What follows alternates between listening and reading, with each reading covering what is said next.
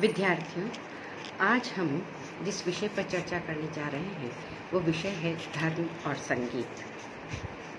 धर्म क्या है और संगीत क्या है, इसे जानने से पहले हमें संगीत और धर्म के अंतः संबंध को थोड़ा बहुत जान लेना चाहिए। वस्तुतः संगीत और धर्म एक दूसरे पे अन्योन्याश्रित रूप से आश्रित हैं। आप विश्व का इतिहास उठा के देख लीजिए। विश्व का इतिहास इस बात का साक्षी है कि प्राचीन संगीत, चाहे वो किसी भी देश का हो, उसका उत्स धर्म से ही हुआ है।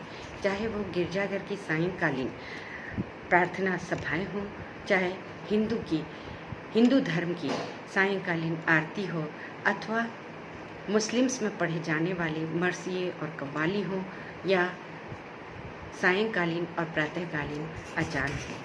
इन सभी में संगीत के द्वारा ही उस आध्यात्मिक अनुभूति को जन समुदाय प्राप्त करता है जो कि उसका अभिष्ट लक्ष्य रहता है। इसीलिए संगीत और धर्म दोनों ही आपस में परस्पर बहुत घनिष्ठ रूप से जुड़े हुए हैं।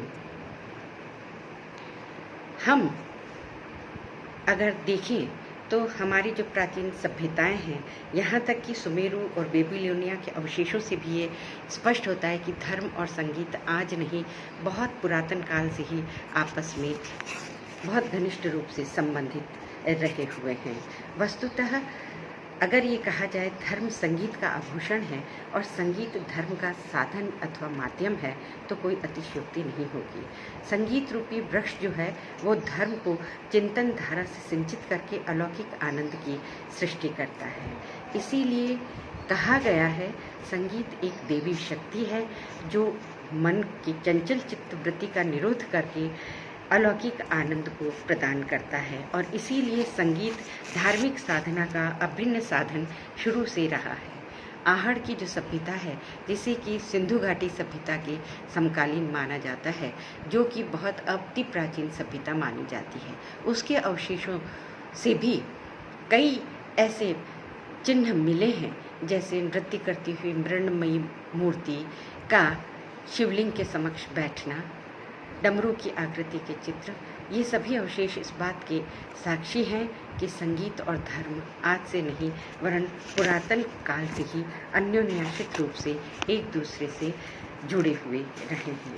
अब अगर हम भारत के संदर्भ में हम बात करें तो भारत एक धर्म प्रधान देश है, जिसकी कण कण में गौतम, कृष्ण आदि की आत्मा समाई हुई है। और यही कारण है कि जितनी भी ललित कलाएं हैं यहाँ की, वो प्रारंभ से ही धर्म की सहचरी बनी रही हैं।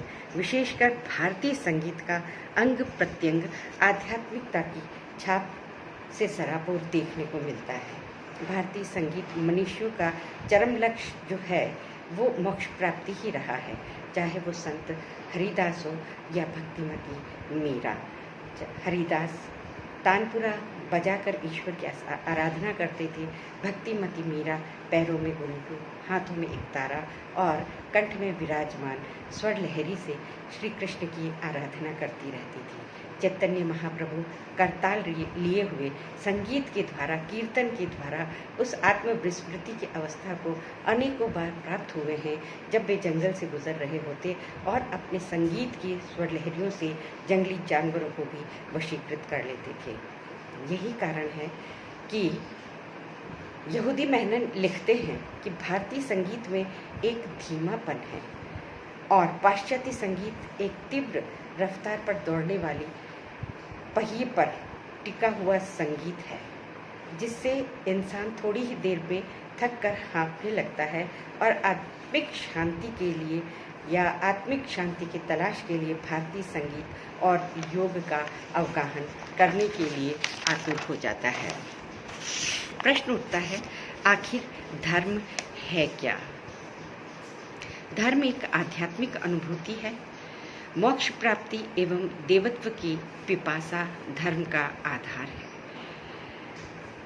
जिसे इस्लामी धर्म में कहा है, दौलत मिली है इश्क की, अब और क्या मिले, वह चीज़ मिल गई है जिससे खुदा मिले। यानी धर्म एक साधना है जो कि आत्मा और परमात्मा को निकटता प्रदान करने का एक साधन है। भारतीय संदर्भ में हमारे शास्त्रों में संगीत को धर्म की पृष्ठभूमि पर शुरू से ही आबद्ध करके महसूस किया गया है। यही कारण है कि विश्व के संगीत में भारतीय संगीत की पवित्रता अपने आप में अनूठी ही है। कहा गया है, वीणा वादन तत्वज्ञ श्रुति जाति विशारद तालज्ञश्च प्रयासेन मोक्ष मार्ग निगच्छता। अर्थात वीणा वादन के तत्व को जानने वाला, श्रुति और जाति में विशारद, ताल का ज्ञाता बिना किसी प्रयास के ही मोक्ष को प्राप्त कर लेता है। अब प्रश्न उठता है, संगीत एक कला है और कला को कर्म की कुशलता कहा गया है। कर्म की कुशलता ही कला है और संगीत इस दृष्टि से अगर देखा जाए तो हम कह सकते हैं कि गीत, वाद्य और नृत्य की जो त्रिवेणी है वो जिस अलौकिक आनंद की सृष्टि करती है वो संगीत का अंतिम लक्ष्य होता है। संगीत इस दृष्टि से सर्वाधिक शक्तिशाली और सशक्त माध्यम है। संगीत का भारतीय परिप्रेक्ष्य में धर्म के साथ पौराणिक काल में क्या संबंध रहा है, वैदिक काल में क्या संबंध रहा है, मध्यकाल में क्या संबंध रहा है और आधुनिक काल में क्या संबंध रहा है, इसकी चर्चा हम कल इसी के दूसरे भाग धर्म और संगीत के अंतर्गत करेंगे।